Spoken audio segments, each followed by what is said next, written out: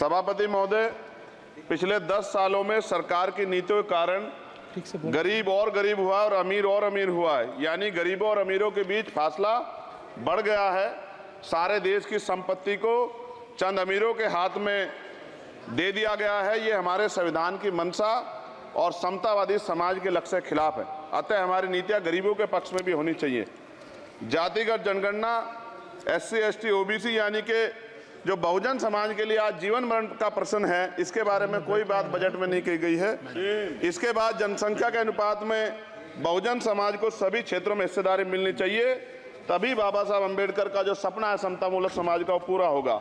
महोदय, एक ऐसा विकसित भारत है जिसमें आज भी सफाई कर्मचारी को पक्की नौकरी नहीं मिल रही है और उसको गटर में उतरने के लिए मजबूर किया जा रहा है। उनके लिए कोई अलग से बजट नहीं है। बजट बन सकता है अगर सरकार चाहे। SC ST को जो सब प्लान मिलता था, SPC का जो पैसा मिलता था, वो बजट से हटा दिया गया है। साथ साथ देश के स्तर पे आशा, आंगनबाड़ी, भोजन माता, ग्राम सेवक, PRD जवान, होमगार्डों के मानदेय में बढ़ोतरी नहीं हुई है। ऐसा कुछ भी नहीं दिख रहा है कि उनके जीवन में खुशहाली आ जाए। इनका मानदेय बढ़ना चाहिए। विधवा, वृद्धा, विकलांग पेंशन प्रत्येक महीने 500 रुपए से बढ़ाकर 5000 रुपए की जानी चाहिए, क्योंकि महंगाई बढ़ रही है। देश में प्रधानमंत्री जन कल्याण योजना के तहत SC ST OBC और मुस्लिम को कितने घर दिए गए, इसका कोई आंकड़ा सरकार के पास नहीं है। देश में इसी तरह SC ST OBC के लिए कितने परिवारों को शौचालय की व्यवस्था कराई गई। आज भी सिद्धार्थनगर जैसे जिले और तमाम जिले जो है वहाँ शौचालय की व्यवस्था नहीं है। इस पर ध्यान देना चाहिए। देश भर में SC ST OBC के जो रिक्त पद पड़े हुए हैं, बैकलॉग भरना चाहिए। सरकार ने कुछ नहीं कहा। ये कैसी विश्व की 5वीं अर्थव्यवस्था है जिसमें आज भी SC ST पे अत्याचार हो रहा है, महिलाओं के साथ रेप हत्या हो रही है। NCRB का डाटा पढ़ेंगे तो खून के आंसू रोने पड़ेंगे। युवा बेरोजगार है, सड़कों पे 80 करोड़ लोगों को 5 किलो राशन में जीवन यापन करना पड़ रहा है।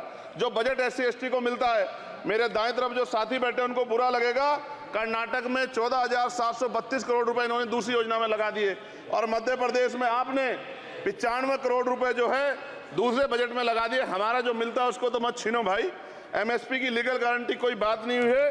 किसानों को जो 6,000 रुपए मिलते हैं उसको बढ़ा के 12,000 रुपए करना चाहिए और फसल बीमा जो है उसका सारा प्रीमियम सरकार भरे, किसानों पर बोझ ना लगे। रिजर्वेशन प्रमोशन में लागू नहीं किया गया, पुरानी पेंशन को बहाल नहीं किया गया, इस पर चर्चा नहीं हुई। देश में मनरेगा समय न्यूनतम मजदूरी की दर 700 रुपए होनी चाहिए। समान काम समान वेतन पॉलिसी लागू होनी चाहिए। जो रसोई की चिंता करते हुए 500 रुपए प्रति सिलेंडर से ज्यादा के दाम नहीं होने चाहिए, जो महिलाओं को राहत मिल सके। बिजली के दामों में भी कमी होनी चाहिए। बेरोजगार युवाओं को 5,000 रुपए भत्ता मिलना चाहिए, जो बेरोजगार युवा जो है अपनी पढ़ाई या अपना खर्चा उठा सके। मैं अपने क्षेत्र के विषय में महोदय आपसे कहना चाहता हूं कि पश्चिम यूपी में नगीना में एक एम्स बनना चाहिए, एक IIT बननी चाहिए, एक IIM बनना चाहिए। नगीना लोकसभा में उद्योग धंधे लगने चाहिए।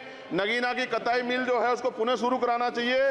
RRTC जो योजना है सरकार की, उसको मेरठ से आगे बढ़ाकर मुजफ्फरनगर, सहारनपुर से नजीबाबाद नगीना होते हुए उसको नगीना तक ले जाना चाहिए। साथ साथ नजीबाबाद से मुंबई के लिए एक ट्रेन चलनी चाहिए और नगीना, श्योरा, किरतपुर में रेलवे के ओवरब्रिज बनने चाहिए। सभापति महोदय, सामाजिक न्याय मंत्रालय को 13,000 करोड़ रुपए दिए गए और जनजाति कार्य मंत्रालय को 13,000 करोड़ रुपए दिए, कुल 26,000 करोड़ रुपए, जो कुल बजट 48.20 लाख का लगभग 0.54% है।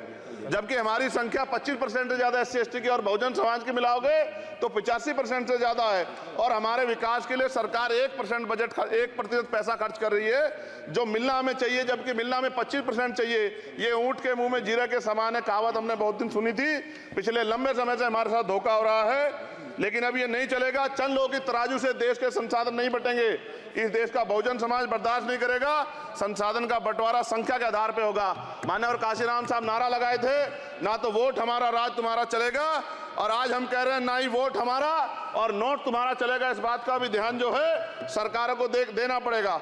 आपके माध्यम से सरकार से मेरी एक मांग है, सरकार इस योजना का लाभ भी अपने आप ले ले, सरह भी ले ले कि 1 लाख रुपए सालाना बहुजन समाज के अत्यंत गरीब परिवारों को दे। 10 लाख करोड़ रुपए खर्च होंगे, लेकिन इस 1 लाख रुपए की योजना से एक झटके से एक परिवार गरीबी की रेखा से ऊपर आएगा और इनके बच्चों को कुपोषण खत्म होगा, अच्छी शिक्षा मिलेगी, महिलाओं को सम्मानजनक जीवन मिलेगा और इससे वास्तव में सबका साथ सबका विकास का नारा सार्थक होगा। अगर प्रश्न ये होगा कहां से आएगा, तो उसका जवाब ये है कि जब अमीरों का 16 लाख करोड़ रुपए माफ हो सकता है, कॉर्पोरेट टैक्स का घटाकर लाखों करोड़ रुपए का चुना सरकारी खजाने को लगाया जा सकता है, पेट्रोल डीजल के दाम 10 गुना एक्साइज ड्यूटी बढ़ाई जा सकती है, तो गरीबों को सरकार पैसा क्यों नहीं दे सकती? महोदय, समय आ गया है, अब निजी क्षेत्रों में आरक्षण की व्यवस्था होनी चाहिए। SC ST OBC को निजी क्षेत्रों में आरक्षण मिलना चाहिए। और मेरी आपसे ये भी मांग है, क्योंकि अब समय की मांग है और देश तेजी से आगे बढ़ रहा है, तो मैं कहूँगा कि सरकार का जो सबका साथ सबका विकास का नारा लगभग वो असत्य महसूस होता है, क्योंकि अल्पसंख्यकों में मुसलमानों, जैनों, सिखों, बुद्धिस्टों के लिए कुछ दिख नहीं रहा, उनकी कल्याण कोई योजना नहीं है।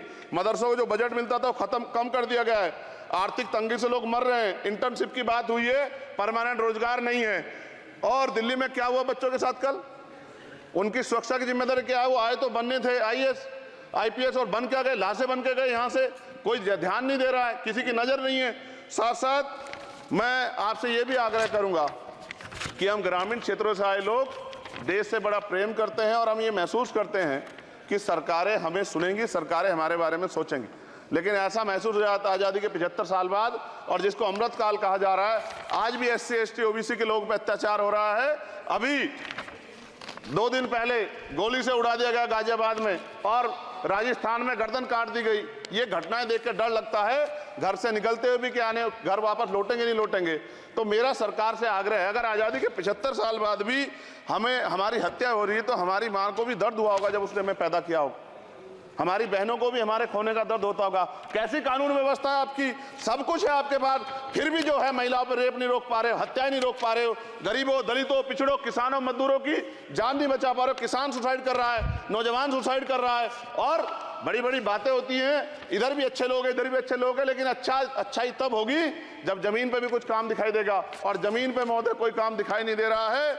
जब कोई योजना की बात आती है तो सरकार हमसे मुंह मोड़ लेती है। आप बताइए, एजुकेशन का बजट कम कर दिया, हेल्थ का बजट कम कर दिया। मैं अपने क्षेत्र में गया तो आप विश्वास कीजिए, डॉक्टर नहीं है, स्कूल में मास्टर नहीं है, और कोई भर्ती ऐसी नहीं जिसका पेपर लीक नहीं होता है।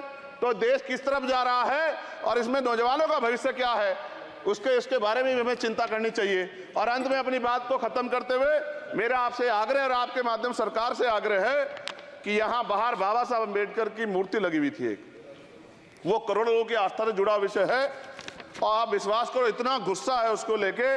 मेरी आपके माध्यम से मैं हाथ जोड़ता नहीं हूं, लेकिन मैं हाथ जोड़ के आपसे आग्रह कर रहा हूं कि प्रधानमंत्री जी, सरकार से हमारी आग्रह कि वो अम्बेडकरवादियों के सम्मान का ध्यान रखते हुए, उनके जो है दिल की पीड़ा को समझते हुए, दर्द का ध्यान रखते हुए उस मूर्ति को पुनः स्थापित करा दीजिए। अगर इसमें कोई राजनीतिक कारण अलग बात है, लेकिन मैं कंक्लूड कर रहा हूं। मगर मैं आपसे कहना चाहता हूं, इसमें बहुत गुस्सा है। जिस दिन अम्बेडकरवादी गुस्सा हो जाएगा, वो फिर इस सरकार को जो 24 में आ गई है, वो आने वाले चुनाव में ऐसा सबक सिखाएगा कि दोबारा पलट के नहीं देख पाओगे।